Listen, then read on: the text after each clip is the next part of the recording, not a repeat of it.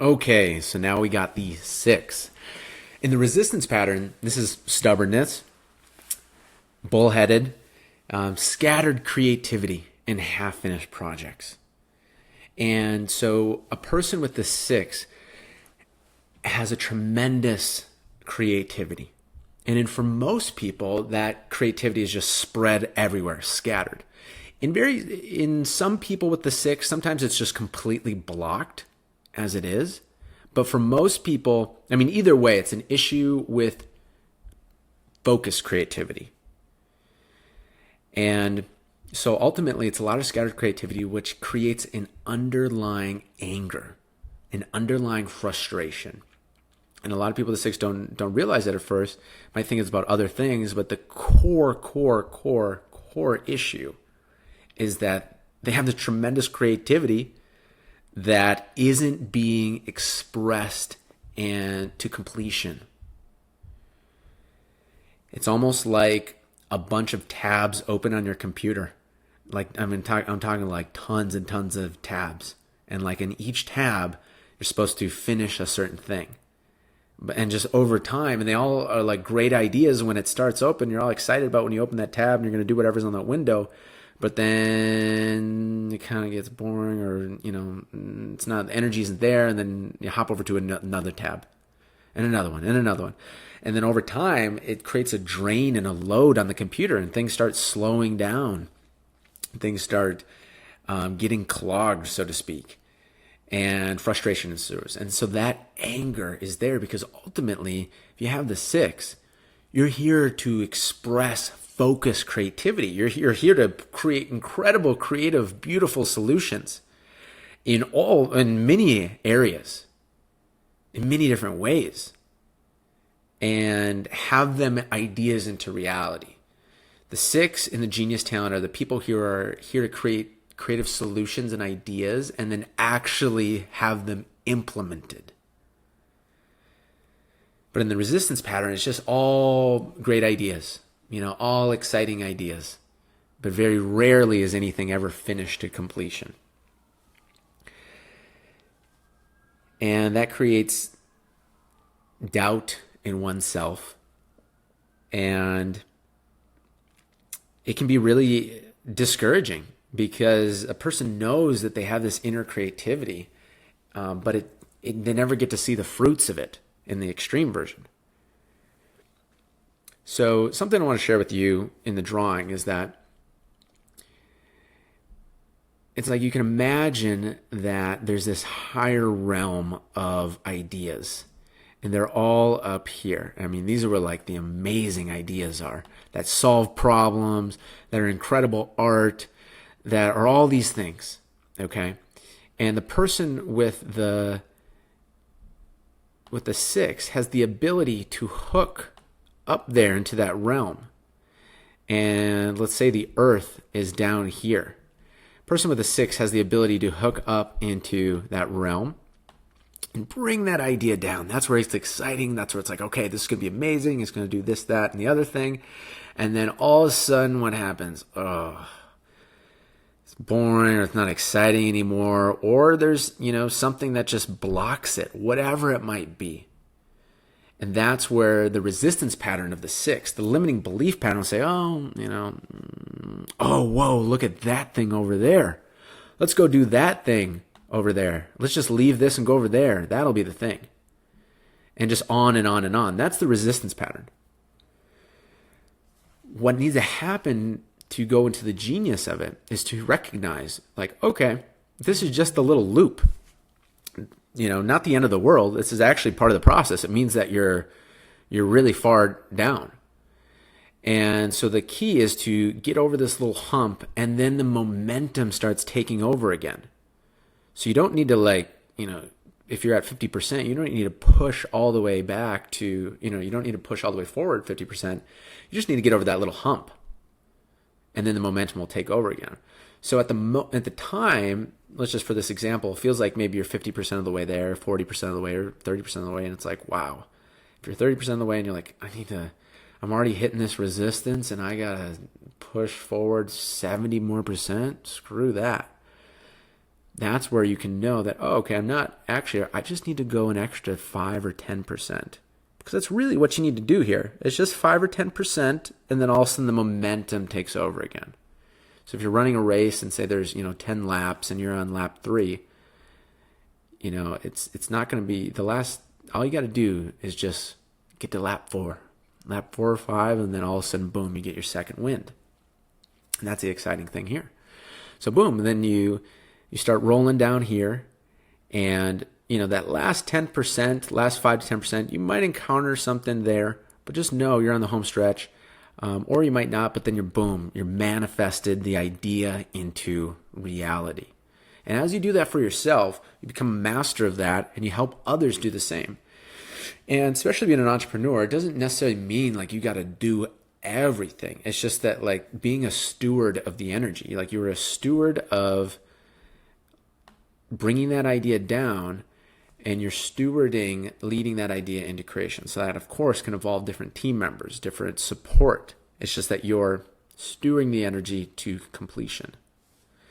And as that happens, you have the ability to, out of all these ideas up here, you start having the ability to more and more to recognize which ideas are best implemented at which time. Because sometimes you'll get an idea that's like, that's a great idea, but let's put that in a notebook and come back to that in 3 years. And sometimes you'll get an idea that's for the here and now. If you haven't done this for yourself, then the resistance pattern clouds of what type of idea it is. So it's very important to keep a notebook, like a 6 notebook, and that you just put all your ideas in there. And you're going to get a lot of them, and some of them are going to be for here and now, some of them not. Sometimes you're going to have an idea where it ended up just being one piece of that was important for something else. But it's important to have that, and then to look at your projects and be like, okay, how many projects am I involved in right now? Honestly, how many projects am I involved in right now? And narrow it down, cut it down. It's all about focused creativity. And as entrepreneurs, we're notorious at underestimating how much time it takes to do something and overestimating our ability to do it. And so those are our qualities. We can either fight them or, just roll with them. So it's important to understand that, okay, how many projects can I actually do? 2 to 3. 3's max. And so this is about, okay, with say this next month, and chunking your time actually as well, of like, okay, for these next 3 months or this month or even this week, whatever that time frame is, these are the things that I'm going to focus on. Instead of the resistance pattern is like having all these plates spinning and all of them are wobbling. It's like you've got resistance pattern. It's like, you got these sticks that are holding these plates and they're all spinning just like one of those circus shows or whatever. And you're trying to balance them all, but they're all wobbling and they're all falling down.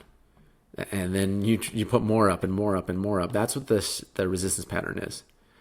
And the genius talent, it's about knowing and saying, okay, I'm going to put these plates in a stack right here, and I'm going to focus on like these 1 or 2 right here, and I'm just going to get them spinning and rolling until they're, on their own. And then I'm going to do another one. Okay? And that's why it takes also a bit of flexibility in the mental thought pattern, because the resistance pattern is stubborn. It's like my way, this is the way, and like you can imagine, it's hard to bring an idea into creativity being very stubborn because you need different support. If you try and do it all yourself and you're stubborn about it and you won't take outside input, then there's like no way, realistically, there's no way that this is going to happen because, we all need support in some way, shape, or form, and it's just not going to happen. So as a person becomes less stubborn, they allow the creativity to flow. They allow the flexibility in their mind. They allow more support to come happen. It becomes easier and easier to take the idea down to reality. And so it's important to express your creativity, even in ways that maybe your mind says, oh, well, how's that going to help my business? Like if you love playing guitar and you have no idea how that's going to help your business, but it makes you feel creative and in flow, play the goddamn guitar. Like give yourself some scheduled hours throughout the week and play your guitar. So the 6s are so important about expressing their creativity. And I mean, that's important for everybody, but I mean, especially for the 6s. And the more you give yourself a creative outlet to express, the better you're going to feel. And the better you feel when you go back into your business, the better decisions you're going to make, the better leadership you're going to have.